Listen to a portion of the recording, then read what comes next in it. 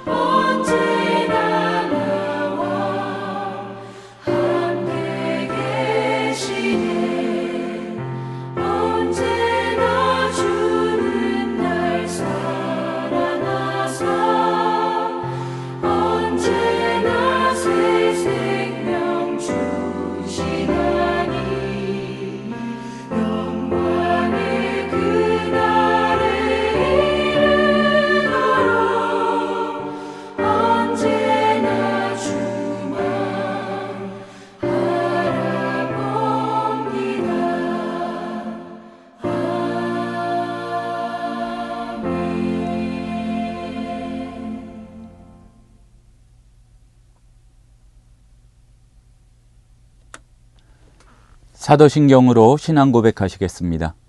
전능하사 천지를 만드신 하나님 아버지를 내가 믿사오며 그 외아들 우리 주 예수 그리스도를 믿사오니 이는 성령으로 잉태하사 동정녀 마리아에게 나시고 본디오 빌라도에게 고난을 받으사 십자가에 못 박혀 죽으시고 장사한 지 사흘 만에 죽은 자 가운데서 다시 살아나시며 하늘에 오르사 전능하신 하나님 우편에 앉아 계시다가 저리로서 산자와 죽은 자를 심판하러 오시리라.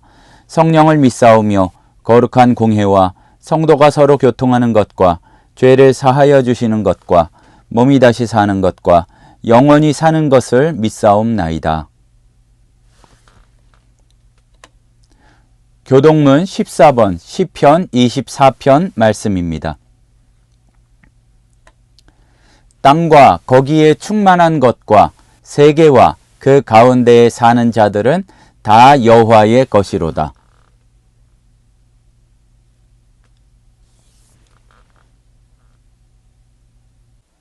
여호와의 산에 오를 자가 누구며 그의 거룩한 곳에 설 자가 누구인가?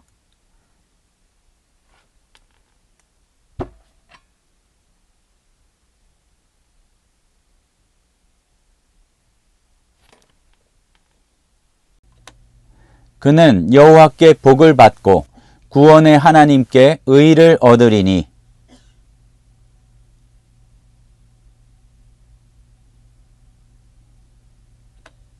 문들아 너희 머리를 들지어다. 영원한 문들아 들릴지어다. 영광의 왕이 들어가시리로다.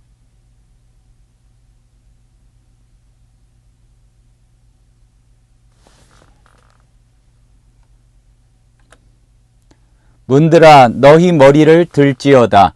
영원한 문들아 들릴지어다. 영광의 왕이 들어가시리로다.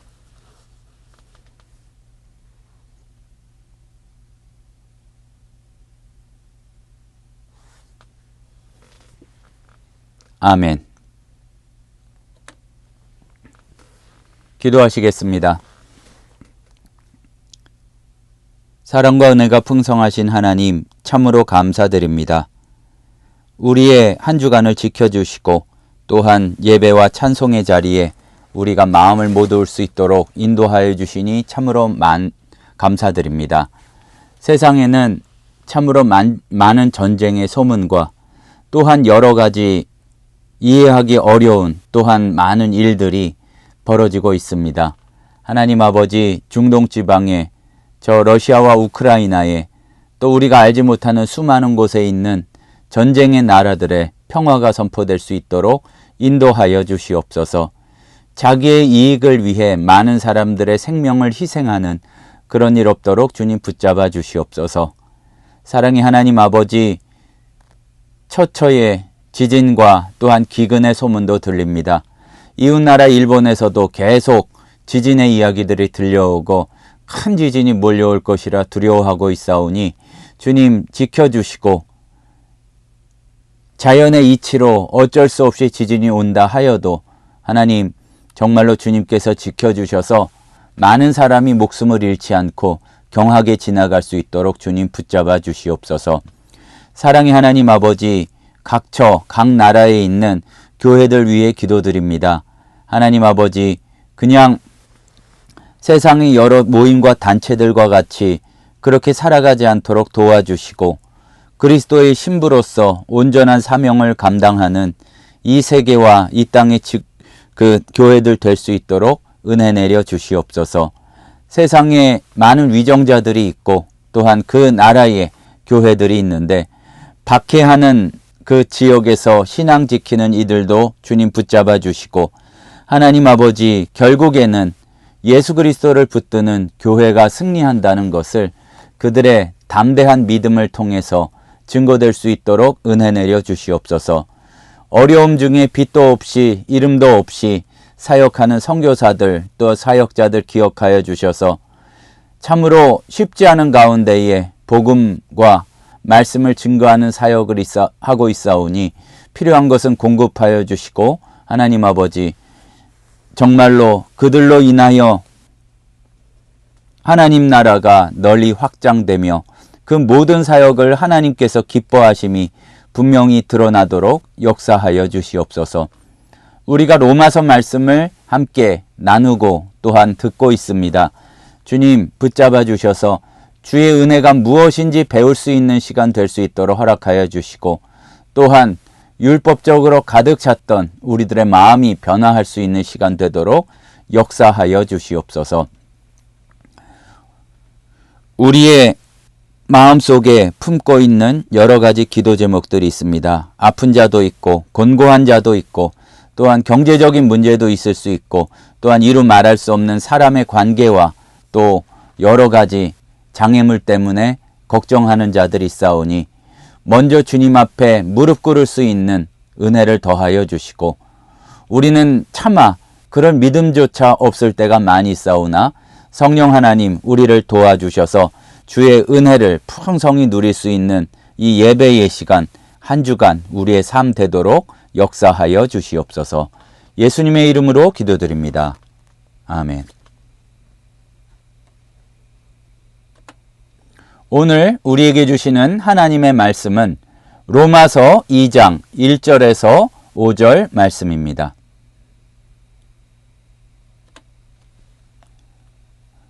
로마서 2장 1절에서 5절 말씀 제가 읽겠습니다.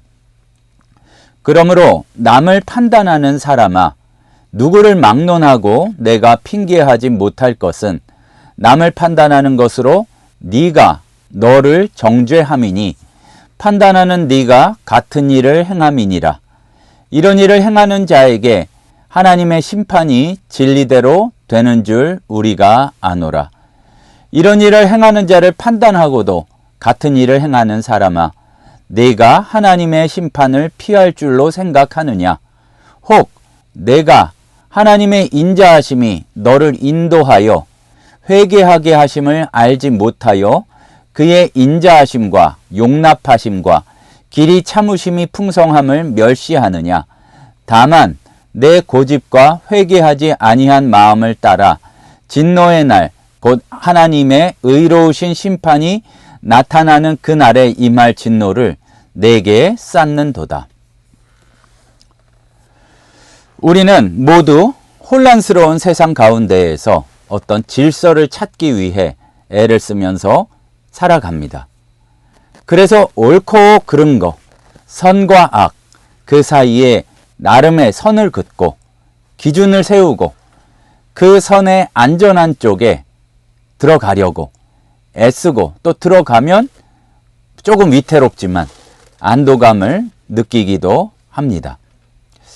그런데 문제가 되는 것은 우리가 예수를 믿게 되고 말씀을 알게 되었을 때에 분명히 안전한 곳에 들어간 것은 맞는데, 우리가 바른 곳에 들어갔기 때문에 저지를 수 있는 그러한 실수와 잘못이 있는 경우가 많이 있습니다. 말씀을 잘못 이해하면 안 되고 바른 기준을 잘 지켜야 하는 것은 당연한 이야기입니다. 하지만 거룩함을 지켜야 된다는 그 생각에 사로잡혀서 이것이 다른 사람을 찌르는 날카롭고 뾰족한 성벽이 되기가 쉽고, 내가 바른 말씀을 받았다면 거기에 대해서 감사하면서 또 그것을 전하면서 이렇게 바람직하게 이어져야 할 텐데, 다른 사람을 정죄하면서 교만하게 되어 내가 심판자로서 남을 괴롭히면서 정죄하고 고소하면서 얻는 묘한 즐거움을 얻을 때가 적지 않다는 이야기입니다. 나와 생각이 다른 사람, 또 예배하는 방식이 다른 사람이나 공동체, 그리고 세상적인 가치에서 아직 벗어나지 못한 것 같은 사람들을 보면서 우리는 너무나 쉽게 저 사람은 틀렸다라고 단정하고, 그리고 틀렸으면 바른 것을 전하고 또한 바른 것을 나눌 수 있는 그런 자리로 나가야 했는데, 다른 사람들을 공격하며 내가 바르다는 것을 내세우고 내가 누구인지를 거기서 확인하려는 그러한 잘못에 빠지는 경우가 적지 않습니다. 그렇게 될 경우에 스스로를 분별 있는 신앙인이라 생각할지는 모르겠지만 예수님도 스스로 판단하지 않으신다고 하신 부분이 있는데 다른 사람을 향한 판단의 칼을 갈면서 사실은 하나님도 하시지 않는 판단을 예수님도 하시지 않는 정죄를 하고 있는, 간단히 말해서 스스로를 하나님의 자리에 올려놓는 위험한 재판관이 되고 있지는 않은지 스스로 잘 살펴보아야 할 것입니다. 이러한 습관이 참 못되게 그냥 단지 어떠한 신학이나 이론적인 그런 곳에만 머물러 있는 것이 아니라 그것을 넘어서 우리의 가장 가까운 관계 속으로 파고들 때가 많이 있습니다.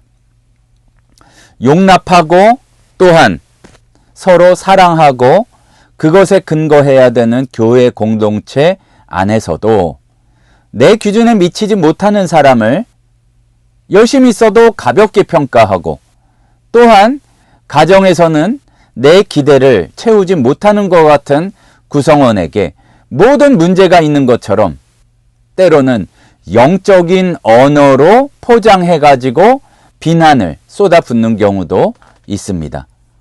언제나 우리들은 그럴듯하게 가면을 씌웁니다. 사랑해서 하는 조언, 그리고 바른 신앙을 위한 지적이라는 그럴듯한 이런 가면을 쓰고 있지만 본질을 깊이 들여다보면 하나님의 기준도 아니고 상대를 내 생각의 틀 안에 가두려는 영적인 교만일 때가 많습니다. 그리고 나의 어떤 불안함을 잠재우기 위한 방어막일 때에도 적지 않습니다. 오늘 사도 바울은 그 재판석의 가장 높은 자리에 앉아서 재판장의 만족감에 빠져있는 우리를 향해 로마서의 말씀을 통해서 정신이 번쩍 나는 그러한 외침으로 우리에게 말씀을 전하고 있습니다. 남을 판단하는 사람아, 우리 성경에서는 판단하는 사람, 재판하는 사람, 심판하는 사람이 다르게 있는 것 같습니다. 그 존재가 다른 것 같습니다. 하지만 똑같은 말을 하나님께 심판이라고 하고 또한 사람에 대해서 판단으로 바꾼 것뿐이지, 무슨 얘기냐 하면은 내가 심판주 되시는 하나님의 자리에 대신 섰다는 그런 얘기입니다.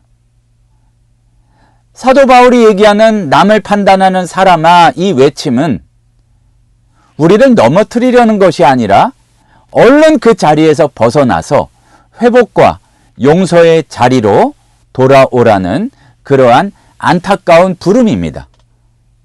스스로 내 나름대로 심판주에 서는, 재판장의 자리에 서는 그곳이 하나님 앞에서 얼마나 위험하고 그리고 무엇보다 우리의 영혼을 상하게 만들고 관계를 깨트려 버리는 그런 파괴적인 자리인지를 깨우쳐 주려는 절박한 경고라고 할 수가 있습니다.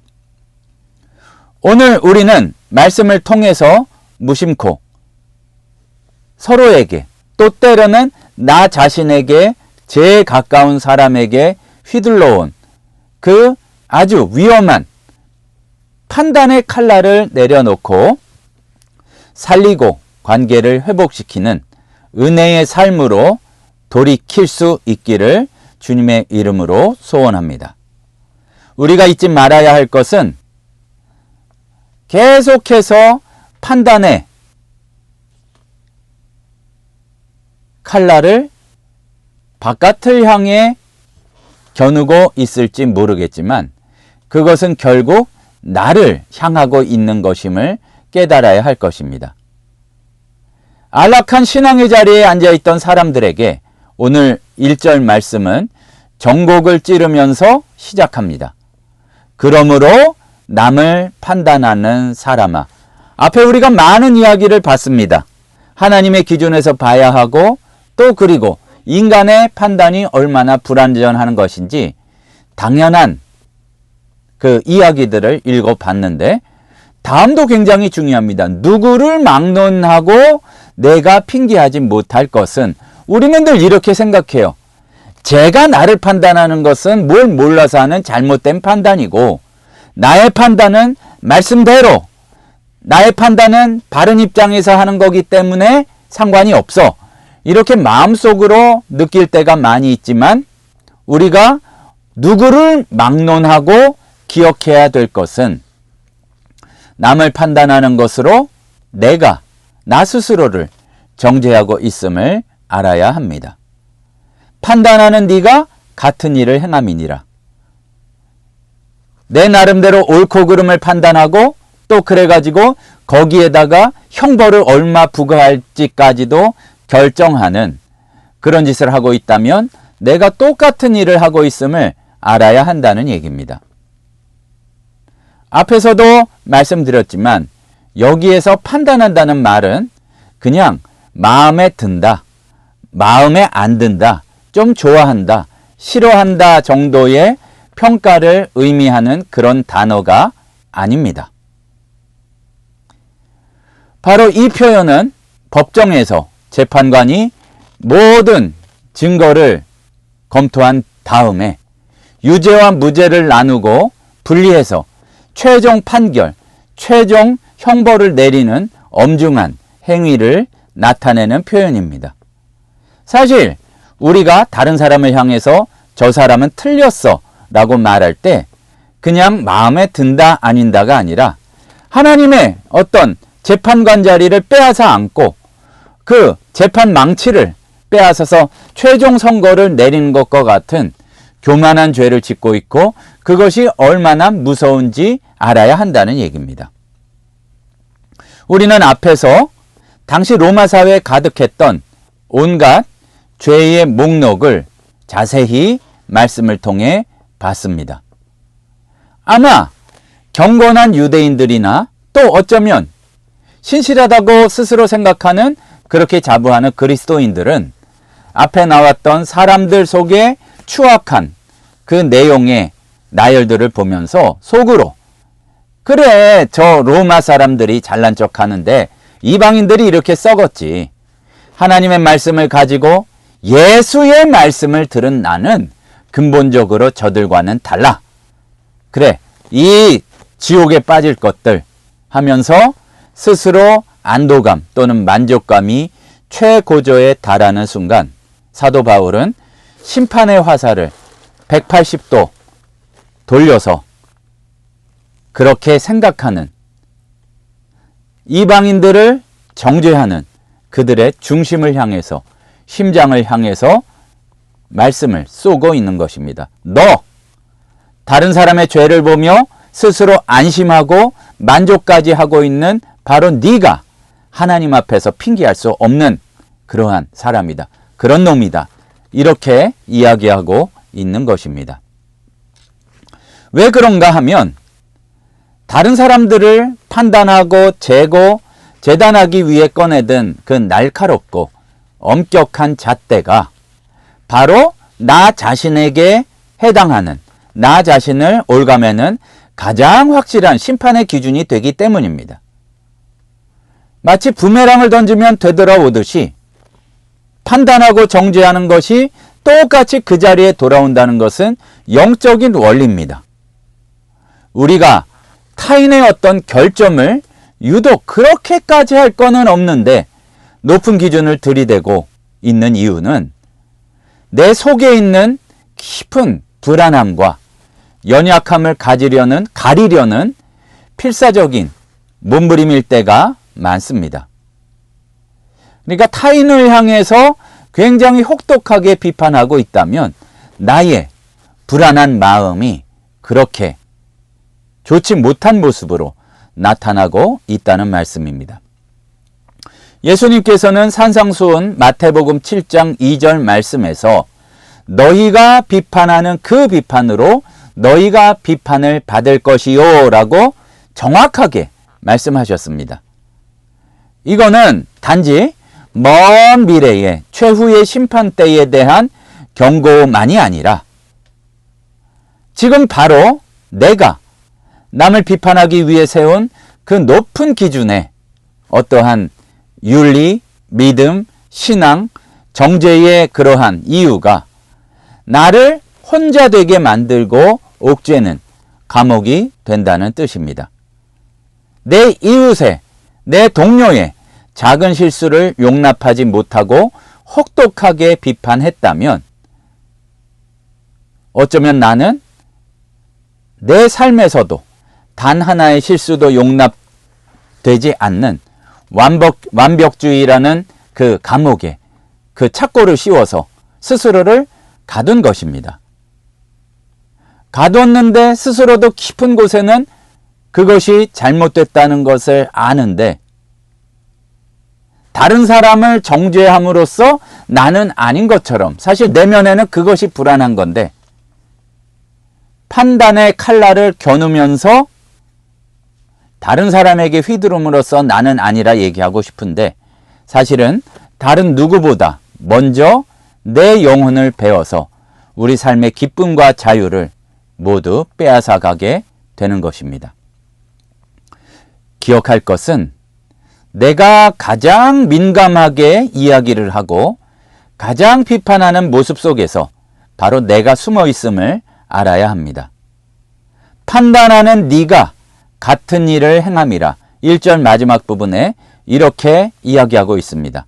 당장 이렇게 말하고 싶어질지 모릅니다. 아니요, 나는 저 사람처럼 대놓고 남을 속이거나 뻔뻔하게 죄를 짓지는 않고 어쩌고저쩌고 얘기하고 싶어져요. 그러면은 은밀하게 죄를 잘 숨기는 게 자랑입니까? 이 말씀은 너도 똑같은 행동을 한다는 문자적인 의미를 넘어서서 우리에게 그러한 것들이 정죄하는 내용들이 잘 보이는 이유가 있다는 얘기입니다. 우리 내면의 깊은 곳에서 그 깊은 동기와 또 우리의 영혼의 그림자를 이 말씀이 아주 정확하게 비추고 있는 것입니다. 유독 다른 사람의 어떤 특정한 모습 때문에 참을 수 없을 만큼 예민하게 굴고 격렬하게 비판하는 이유는 그 모습 가운데에서 놀랍게도 바로 내 안에 내 모습이 거기에 비춰지기 때문에 그렇습니다. 나 자신조차 인정하기 싫은 바로 나의 어두운 모습이 너무 정확히 보이기 때문에 그렇게 비난하는 것입니다. 내가 의식적으로 억누르고 경멸한 나의 부정적인 모습, 죄된 심성, 그것이 다른 사람에게서 발견될 때 그거를 맹렬하게 비난함으로써 나는 거기에서 벗어난 줄 알아요. 그리고 내가 나를 누르고 있는 여러 가지 무게들이 있는데 다 핑계를 다른 사람에게 넘기고 그렇게 맹렬하게 비난함으로써 그 문제는 온전히 그 사람 때문이고 나는 깨끗한 것처럼 스스로를 속이고 있는 것입니다.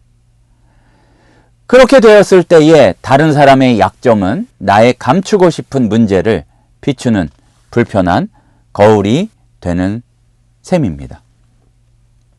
교회 안에서 누군가의 율법적인 태도를 굉장히 신랄하게 비판한다고 하면 어쩌면 그것이 나의 모습일 수가 있다는 얘기입니다. 내 눈에 들보가 너무 커서 세상이 바로 보이지 않는 까닭에 형제 눈에 있는 작은 티가 아주 엄청난 기둥처럼 보일 때가 있다는 얘기입니다.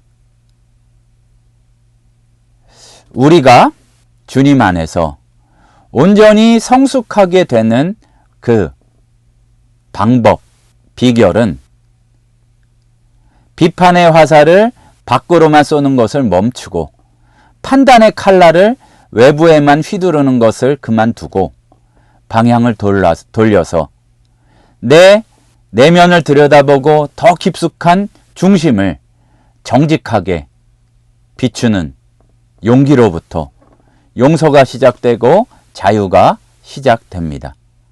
판단하는 마음이 불같이 일어날 때 먼저 그것을 주님 앞에 가지고 가서 어떠한 경우라도 야단치지 않으시는 주님과 은밀한 곳에서 독대를 하며 내 마음이 힘든 이유에 대해서, 불편한 감정에 대해서, 그리고 때로는 시편의 기자들처럼 가장 쏟아붓고 싶은 그런 욕을 하나님 앞에 쏟아 놓으면 나는 어떻게 처리해야 될지 모르는 그런 마음과 감정을 주님께서 받아서 다루어 주십니다.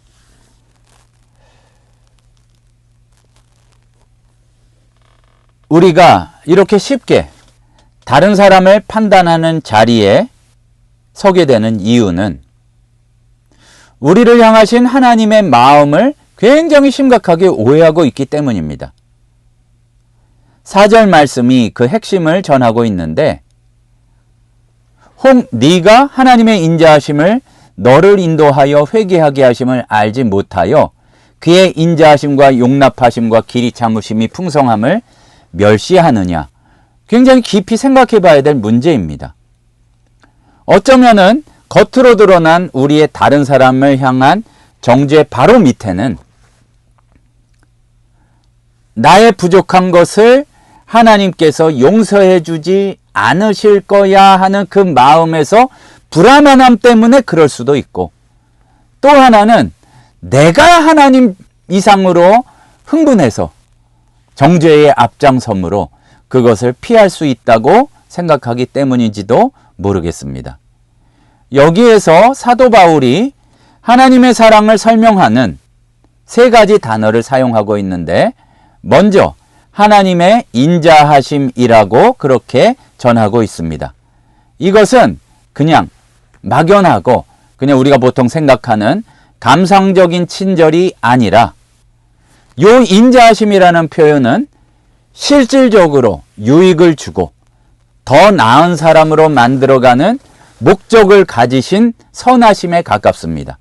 쉽게 얘기하자면 지금 저 사람의 상태 가운데에서 기다리고 고치시고 다듬어서 하나님이 계획하고 계시는 그 나중엔 나아진 모습을 볼 수 있는 자가 진정으로 하나님의 백성이란 얘기입니다. 그리고 그것은 내가 비록 부족하다 할지라도, 내가 비록 상한 부분이 있다고 할지라도 하나님의 인자하심은, 하나님의 친절은 나를 변화시키고 회복시키려는 분명한 목표를 가지고 계시고, 내가 때로는 나에게 실망하고 때로는 내가 나에게 절망해서 넘어지고 낭망한다 할지라도 하나님은 절대로 포기하지 아니하시고 목표를 가지고 역동적으로 적극적으로 일하고 계시다는 그 말씀입니다.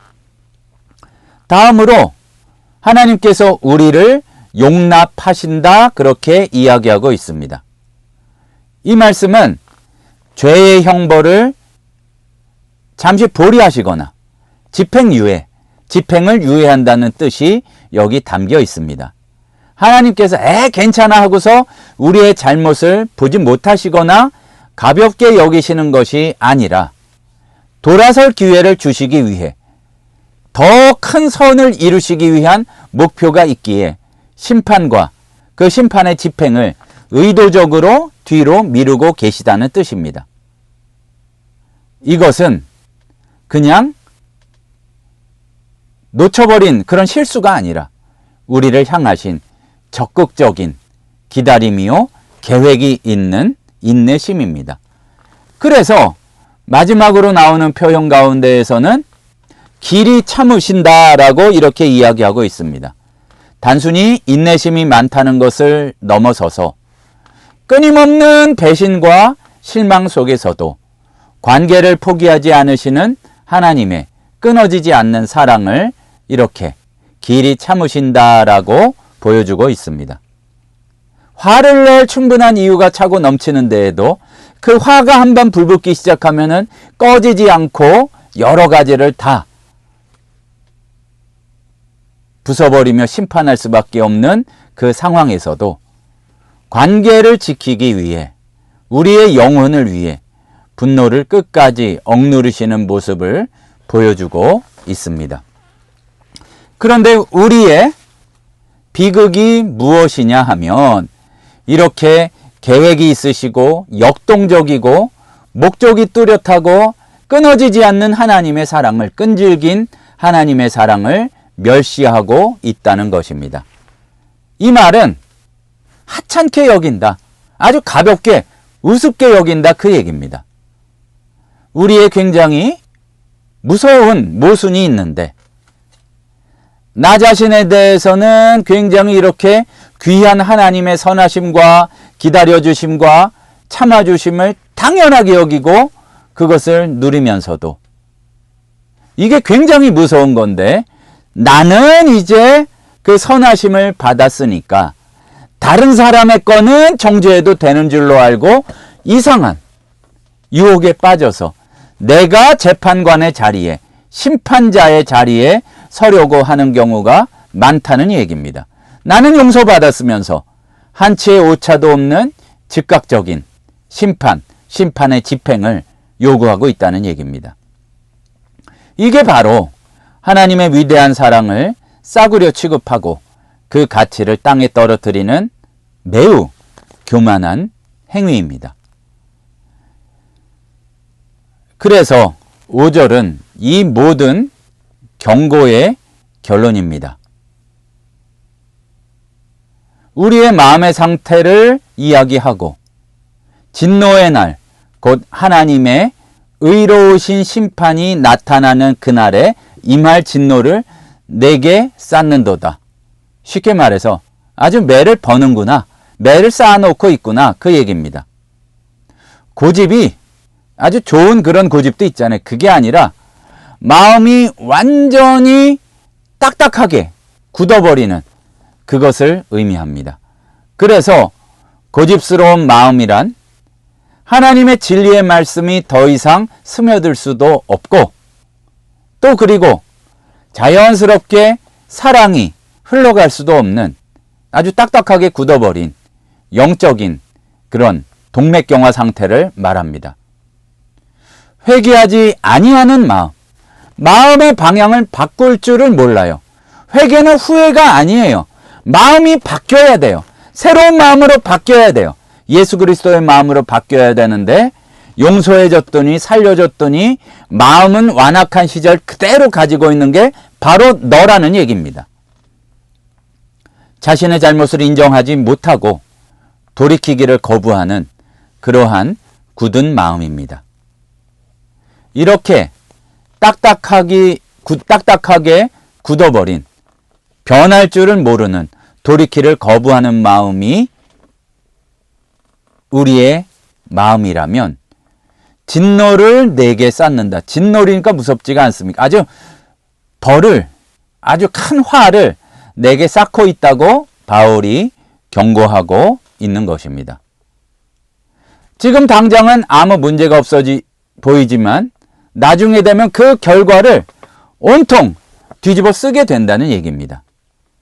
우리는 스스로 정의를 세운다고 생각했지만 그것이 나에 대한 계속적인, 그러니까 내가 올바라서 정죄한다고 생각했는데 그 정죄가 계속해서 나를 향해서 쌓이고 있다는 얘기입니다.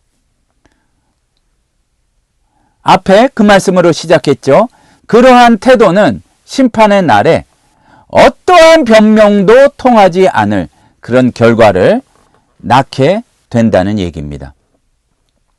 마음이 흘러가야 되는데 내 마음의 창고에 쌓여가고 있는 것이 은혜와 감사고, 사랑이 흘러가고, 또한 기쁨이 전해지고 이래야 되는데 판단과 분노의 그 아주 썩어가는 독소가 흘러가지 않고 내 가장 중심에 쌓이고 있지 않은지 우리는 살펴보아야 할 것입니다. 오늘 우리는 남을 판단하는 사람아, 그러므로도 중요해. 그러니까 남을 판단하는 사람아 라는 절박한 말씀의 선포 앞에 섰습니다. 우리가 어떻게 살아야 할지 해답은 분명합니다.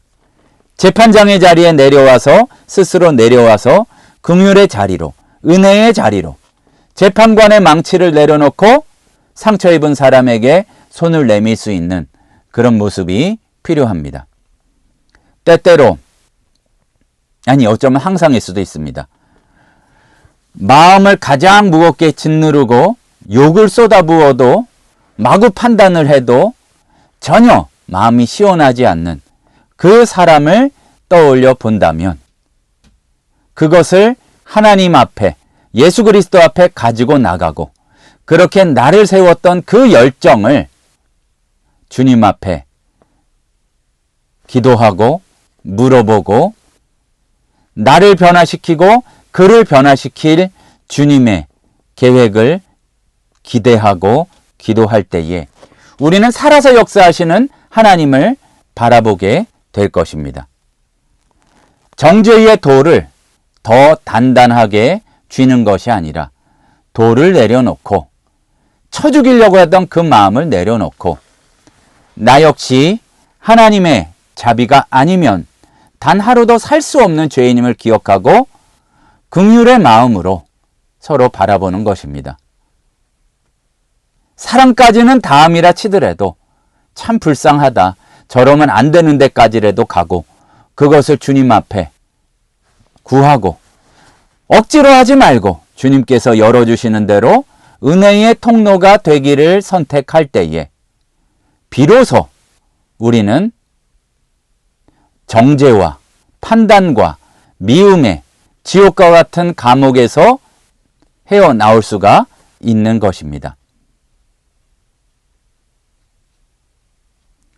내가 다른 사람을 향하신 하나님의 오래 참으심, 인내를 가벼이 여기지 않고 나도 그를 품어줄 때에 하나님께서도 나를 더욱 풍성한 자비로 품어주시고 그 관계가 나를 괴롭게 하지 않는 정도로 회복되는 게 아니라 주님께서는 넘치도록 회복하여 주셔서 그런 것이 회복되고 주님의 은혜가 흘러가기 때문에 더 기쁘고 더 사랑하는 관계로 주님께서 역사해 주시는 그러한 문제들이 풀리는 신비를 경험하게 될 것입니다. 이제 자기 파괴에 너무 파괴적인 미움과 정죄의 굴레에서 벗어나서 내가 독소를 쏟아나오면 저쪽에서도 그러한 아주 날카로운 쏘는 것이 올 수밖에 없는데 사람을 세우고 살리고 생명은 주시는 아주 그 생명력이 넘치는 자유와 사랑을 선택할 수 있는 우리가 되기를 소원합니다. 그렇게 되어서 우리의 가정이 일터가 그리고 교회가 서로의 짐을 져주고 함께 울고 함께 가슴 아파하며 기도할 수 있는 하나님의 은혜가 머무는 그러한 자리가 되기를 소원합니다. 그러한 은혜가 저와 여러분의 삶의 현장 속에 가득하게 임하시기를 주님의 이름으로 소원합니다. 기도하시겠습니다. 사랑의 하나님 아버지, 너무나도 딱딱하게 굳은 우리의 마음, 얼굴도 굳어진 채로 심판하고 정죄하고 입으로 형벌을 쏟아놓고 죽이려는 마음이 있고 그런 가운데 우리가 갇혀 있음을 주님께 고백드립니다.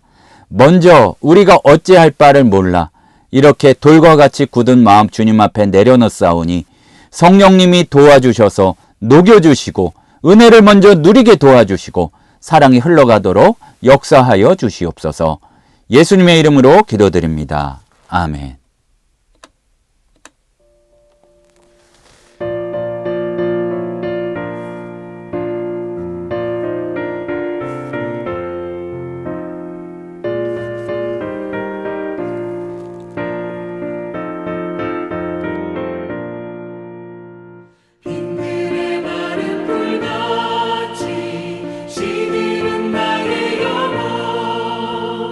주님이 약속한 성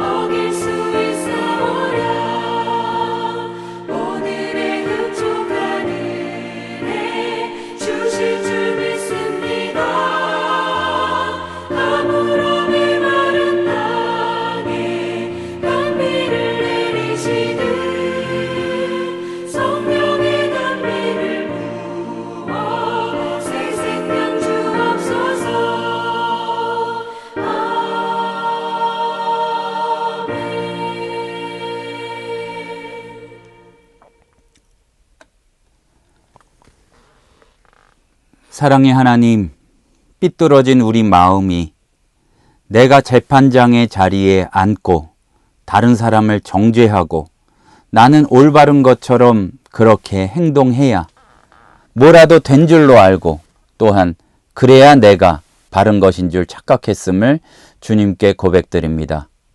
예수님 닮게 허락하여 주시옵소서.